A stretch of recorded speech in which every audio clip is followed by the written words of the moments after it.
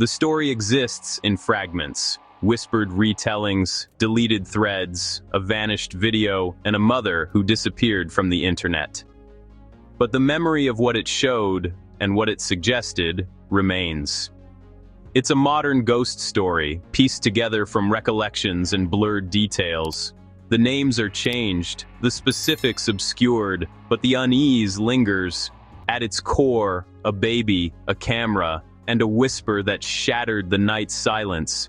This is an attempt to preserve what happened, a collective experience that unfolded online. A young mother, Sarah, shared a short, grainy baby monitor clip. She wasn't seeking attention. She was scared, confused, desperate for validation. The internet responded, but not as she expected. The clip was less than a minute, the footage unclear, the audio indistinct. Yet, its ambiguity only deepened the mystery, forcing viewers to lean in, to question what they saw and heard. The story became less about the video and more about how we reacted to it. It drew lines between those who felt a chill and those who saw nothing at all. There was no confession, no proof, just a lingering sense of unease. It forced us to confront uncomfortable truths about trust, family, and hidden dangers. The baby monitor whisper became a cautionary tale for the digital age. Sometimes, the most terrifying things are not the monsters we see, but the shadows we can't quite make out. And sometimes the only warning is a whisper in the dark. This is a story about the power and the cost of intuition. The video began with a familiar scene, a nursery, bathed in night vision green, a baby sleeping peacefully. The only sound was the hum of a white noise machine. For a few seconds, nothing happened. Then, a figure entered from the left, a trusted family member, the aunt. She approached the crib, standing over the baby for a moment too long. Her posture was off, her stillness unsettling. She leaned down, her face close to the baby, features blurred by the camera. The microphone picked up a whisper, low, guttural, indistinct. Sarah, watching the playback, felt a chill. She couldn't make out the words, but the tone was wrong. The aunt straightened, paused, then left as quietly as she'd entered. The nursery returned to silence. The baby never stirred. On the surface, nothing had happened. A relative checking on a child. But for Sarah, everything had changed. The sanctity of her child's room felt violated. Trust was shattered. She watched the clip again and again, the knot in her stomach tightening. She knew, with a certainty she couldn't explain, that something was terribly wrong. The video was short, the evidence unclear. But the feeling it left behind was unmistakable. Sometimes, it's not what you see, it's what you sense. And Sarah sensed danger. Unsure and afraid, Sarah turned to the internet. She posted the clip to a mother's forum, asking, "Am I overreacting? What do you hear?" The response was immediate. Hundreds of women, mostly mothers, replied. They didn't need clear audio. They felt what Sarah felt. "Get her out of your house, now. My body went cold watching this. Trust your gut."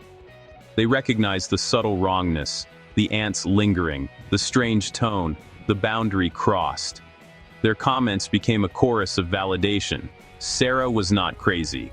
Her fear was real, her intuition vital. Women shared their own stories of ignored instincts and regret. They spoke of the pressure to be polite, to doubt themselves, to ignore warning signs. But they also knew the primal instinct to protect their children. Sarah's video became a mirror for a struggle they all understood. The support was a lifeline. Her feelings were not only valid, but essential.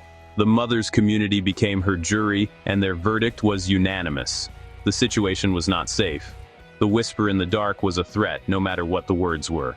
In a world that often dismisses women's fears, this was a rare moment of collective affirmation. Intuition, they agreed, is a survival skill. And sometimes, it's the only warning you get. Sarah's gut feeling was her first and most important piece of evidence.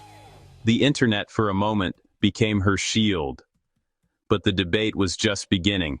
Not everyone believed.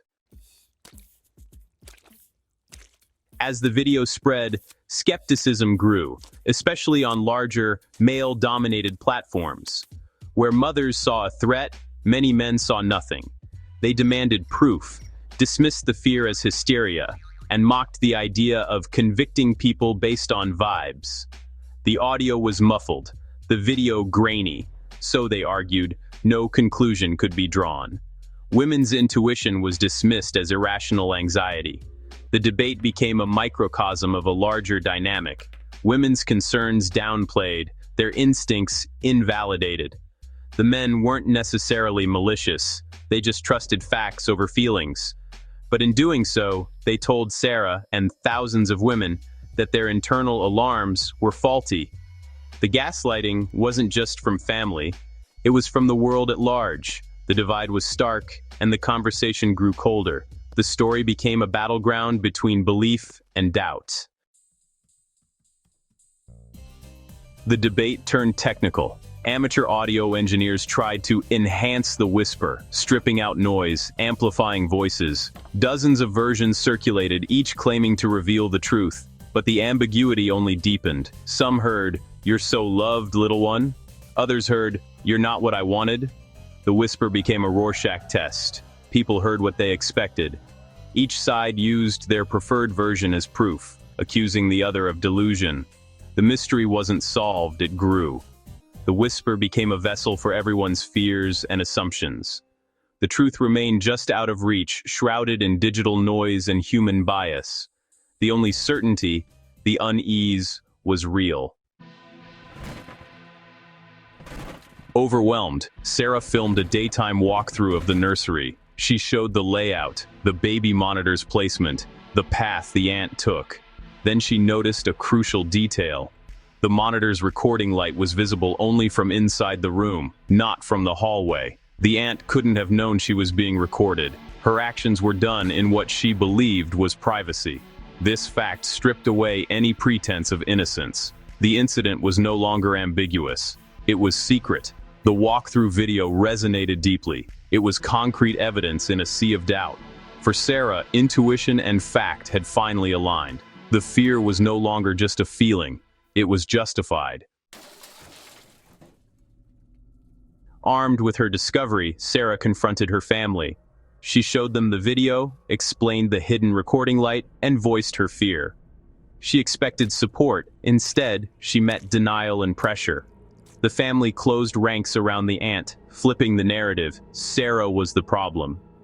Gaslighting began. "You're misinterpreting it.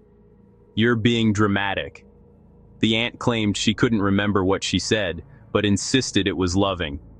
The family urged Sarah to delete the video, to stop talking. Their priority was reputation, not safety. Isolated, Sarah withdrew. The family's reaction was a deeper betrayal than the incident itself. Shortly after, Sarah posted a final update, thanking supporters, announcing she'd take the videos down. Then, silence. Her account vanished.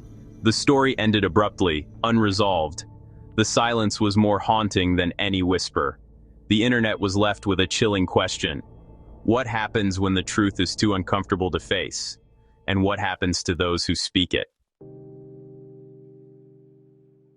Years later, the story persists, shared in forums, whispered in parenting groups. Its power lies not in the unsolved mystery, but in the fears it awakens. It's about the vulnerability of children, the darkness that can hide within the familiar, and the struggle of women whose concerns are dismissed. Sarah's gut feeling was the first and most important evidence. The mother's chorus was a testament to collective wisdom. The story is a reminder. Intuition is not magic, but a survival skill. It also exposes a primal fear, the betrayal of trust within a family. The unresolved ending is what makes it endure. We'll never know what was whispered or what happened after. The discomfort lingers, forcing us to ask, would we trust our gut even if it meant shattering the illusion of safety? The legacy of the baby monitor mystery isn't about answers, it's about listening. Discomfort is information.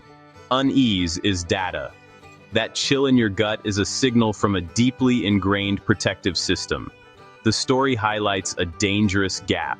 When one group is taught to trust intuition and another demands only proof, victims are often disbelieved. The challenge is to bridge that gap, to meet concerns with empathy, not skepticism.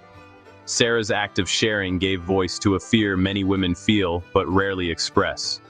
She started a conversation about trust, safety, and the right to define our own boundaries. If you feel that chill, don't dismiss it. Your intuition is a powerful tool. Find your community. Speak up. You have the right to feel safe and to protect your children. Even if the evidence is just a whisper, your voice can bring it into the light. And in the light, we can finally see what was hidden in the dark.